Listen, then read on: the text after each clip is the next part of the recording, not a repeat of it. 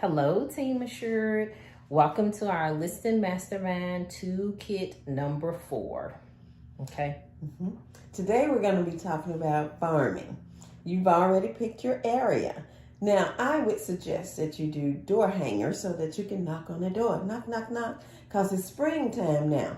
You can get some sun in and some exercise and some business.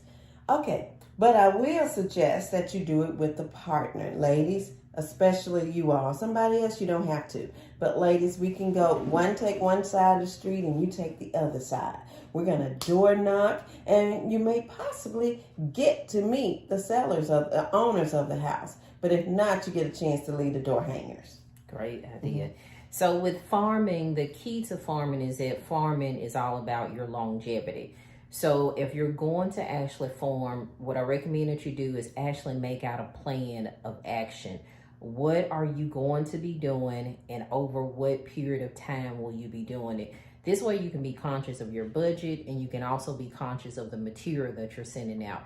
Whenever you're farming, you're going to pick, as Cheryl says, you've already picked your location. But another thing you can think about farming as is that you can pick certain streets. It could be the street that you've already sold a house on, or it can be the street that your buyers are interested in, because that's going to be key. If you have a buyer and they say, oh, I love this street, but you weren't able to get that house, then now you're farming with a particular buyer in mind. And then, of course, if that buyer doesn't get the property, then you can just move on and have it for another buyer. But also you can pick those streets. So some of the things that you can do as far as having your list of plan for farming is, one, as Cheryl said, is if you're going to door knock. Also, let's talk about researching the area. Yes, the CMAs. Now, you're already farming the area, so you know what's sold because you're in that count too. So you're going to keep your area abreast of the appreciation in the area. And we know home values are appreciating. Is that yay? Yay for sellers. How about buyers? Okay. Anyway, it is appreciating, and you want to be the knowledge broker, and you can be that by sending out those CMAs. You can send that out once a month. You can actually print the cards in Publisher and take it to Office Depot and have them to cut them for what, $1 per cut. It's 99 cents per cut. $2. But that's the cheapest way to do it, and you don't have to wait on Vistaprint. You can print them up yourself and personalize them. That's just a suggestion that I would give. What about you, Tina? Yeah. So whenever I use Publisher, I just have just a standard template for Publisher. And it's just going to have just my company information, my name, all of the advertising rules. And then to the side, I'm able to customize it and change it up. This way, if you're sending out different postcards, let's say that you've done your you're doing your plan of action for your farm area, and let's say you want to pick the 4th of July, you want to pick other holidays. That way it's the exact same template. The only thing you're doing is possibly adding in a new picture and then just adding in thank you, happy 4th of July, or whatever it is for whichever holiday you're doing. That way this goes along with your plan of action, and you're not constantly having to go back in and remake it. Another reason why you want to use that template is because you really want to get them used to it being you sending them information. They say it takes about 3 or 4 times for someone to see something to realize you're the exact same person that sent that information out. So sticking to the template will help. Again, you're using Publisher. You're just going to create it as a postcard. When you print it, you're going to print it as a 4-up. That's what it's called on Publisher. You're going to take it to Office Max. Make sure you use the card that you have, and those copies will be 3 cents. However, I do recommend that you go a little step above and make sure that you buy the card stock paper. Okay. So that's for the postcards. CMAs, I think that you should actually maybe put those in a letter.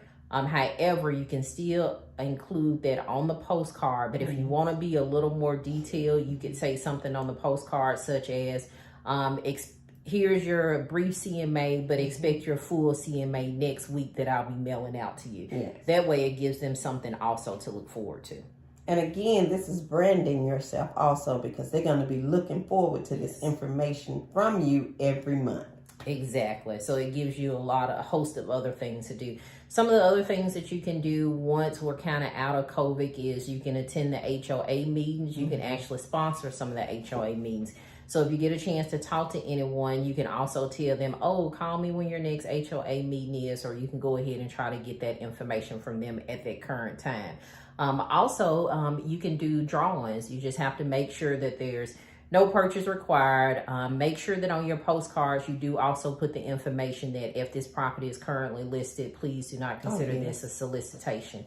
So certain things you just want to make sure that you follow our guidelines and our advertising guidelines. So if you're doing a drawing, one of the great things about that is to say on that postcard that you are doing a drawing for the a drawing, and you just need them to text you their name, email address, and their address. That's a good way to capture information. So any postcards you want to do, you always want to have what's called a call to action.